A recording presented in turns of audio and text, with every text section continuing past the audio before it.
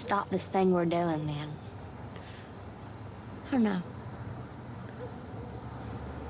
Maybe I'm going to have to find some other way to get where I'm supposed to be. Let's start with the accent. Love the accent. That was so weird hearing that. Weird because why? Because it was hard work to capture it, or what? Oh, just to see it. I mean, I feel so departed from that already because that was like last year that it's strange hearing it. But yeah, I had to work on it. I watched lots of Sissy Spacek films actually because she was from Texas and she does that kind of, she has this lovely subtle gravelly voice.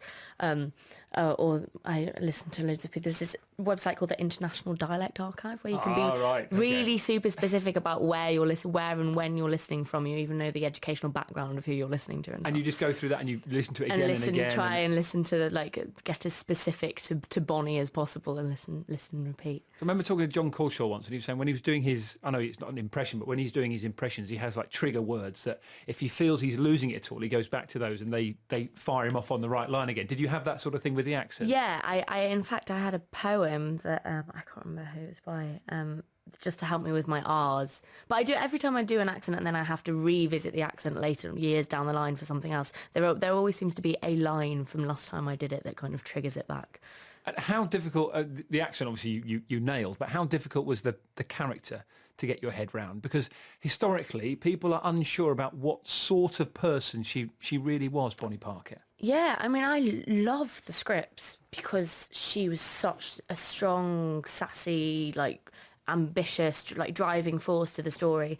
But then it wasn't until I started doing a bit of research and reading her poetry and her diaries and her love letters that you can still access amazingly, that I kind of heard this lost little vulnerable voice, like quite a young little girl. And so it was interesting trying to add a bit of that vulnerability into her kind of sassiness. Which is a bit different to the way that famously Faye Dunaway played Bonnie, what was it, in the 60s? Because, I mean, I was reading this afternoon.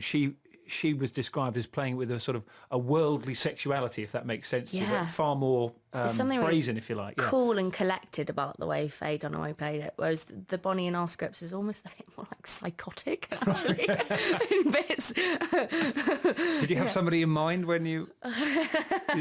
No, maybe just lots of different people for different bits. But, I mean, it's an amazing part to be able to play, having that...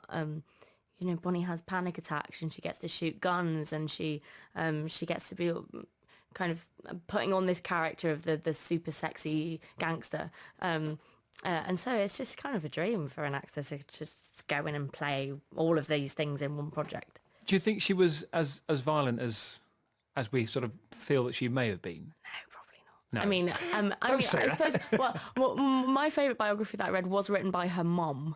So her Emma Parker's not going to, you know, paint her daughter in this kind of villainous way, I suppose. But I guess everything that I've read about her really did sort of put her in Clyde's shadow, I guess. But it's just far more interesting to have a TV show that's being driven by the girl and driven by the woman, and having the woman as the kind of strong driving force of it. And so I prefer to stay true to the script than what I think the real Bonnie might have been. What about the time on the run? Because there was these 2 years where, you know, over the course of those 2 years they killed 13 people, or it's believed they killed 13 people, and it came to a very gruesome end, didn't it? Because the pair of them were shot over 50 times in a car after being...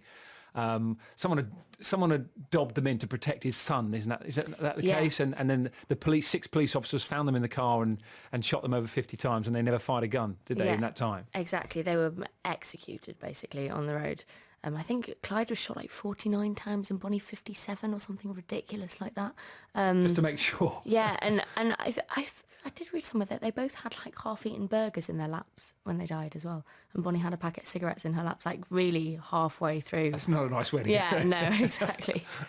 Do you, from what you've sort of investigated, you've mentioned sort of reading her love letters and really trying to get a handle on who she was and what she did, and her relationship with her mother was quite an interesting part of her character. Really strong and really interesting, actually. There's reading some of her letters, and she got married really super young when she was like 15 or 16 to first boyfriend before Clyde, not the first proper love.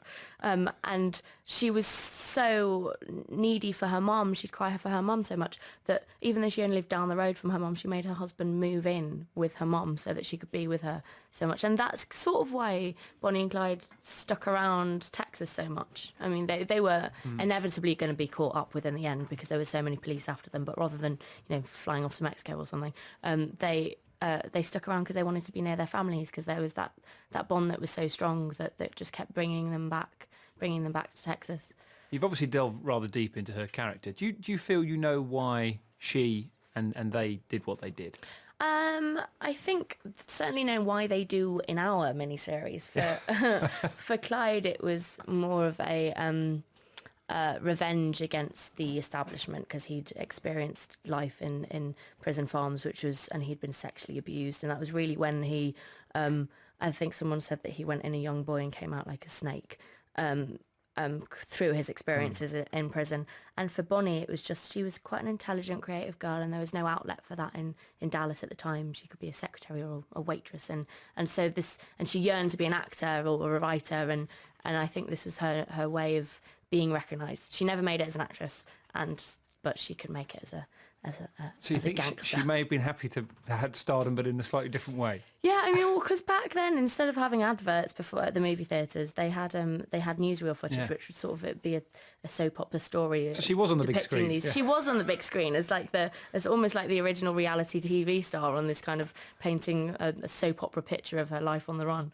And we mentioned that Faye Dunaway famously played Bonnie Parker in the 60s. Mm-hmm.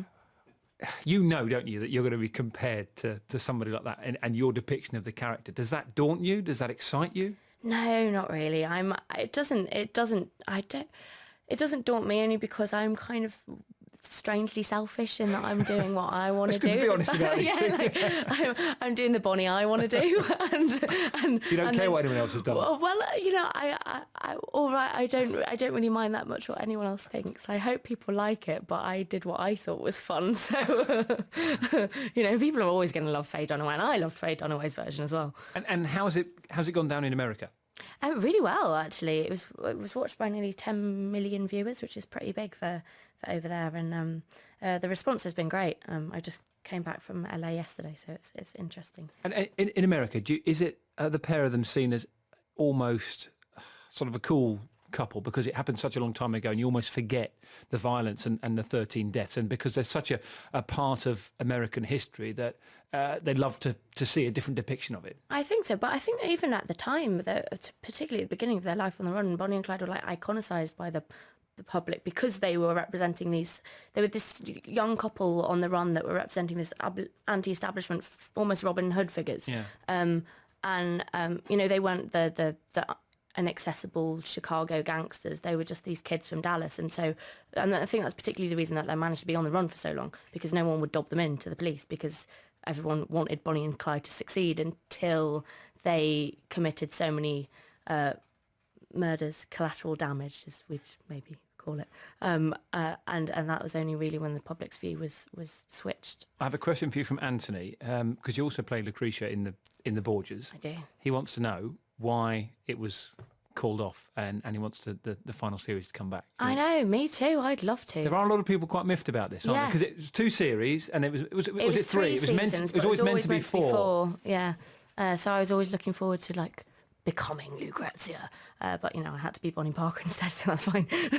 And isn't it true that because there is such a clamour for that 4th series, that they're actually aren't they releasing an ebook to tell what the story was, but obviously it's too expensive to make? I do believe that Neil Jordan has written 2 episodes, which he's releasing as an ebook, I think, with the DVD of the 3rd season, so that you can find out what would have happened.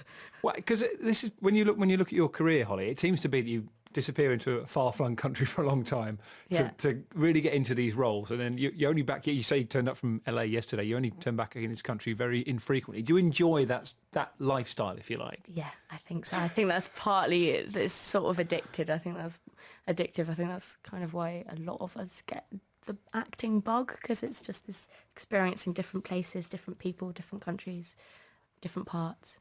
Different time periods, actually. For me. Exactly, yeah. Playing Bonnie Parker. Just a reminder, it's on tonight at 9 o'clock. It is. On the Lifetime channel. It is. First part tonight, 2 hours, and then next part next Thursday at 9. Okay, well, brilliant to have you on 5 Live. Thank you very much. That's Holly, not Holiday. We're going to... Holiday, your official name. Don't mind. Holly Grainger, who is playing Bonnie Parker in Bonnie and Clyde. You can see part 1 tonight on the Lifetime channel at 9 o'clock. Thank you very much for coming on. Thanks, Dan. Between now and 4 o'clock, we're going to do Chart the Week after the news and sports. If you're a regular listener on a Thursday, Richard does it every single week. He goes through the top 5 stories of the week with 2 eminent journalists. I shall introduce those eminent journalists to you very shortly. But right now, it's time for the news and sport on 5 Live. Steve Wyeth is stretching off in the